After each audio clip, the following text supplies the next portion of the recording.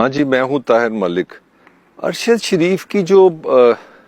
एक गैर इंसानी, मतलब कोई लफ्ज़ नहीं मुझे मिल रहे, जिस तरह उसको कत्ल किया गया और जो पोस्टमार्टम की नई जो खबर रिलीज़ हुई है कि 3 घंटे 2 घंटे उस पर जो जबर हुआ है, जो जुल्म हुआ है, जो तशद्दुद हुआ है, वो दुनिया की कोई सिविलाइजेशन ना समझ सकती है ना एक्सेप्ट कर सकती है। फिर आप उसको जनाब सामने ऐसे लग रहा है जैसे अल्लाह माफ़ी दे, मुझे ये कहते शर्म आ रही है, मतलब घटिया लग रहा है अपना आप कि आप किसी इंसान को पहले 3 घंटे मुसलसल मारते रहे, उसके नाखून नोचें, उसको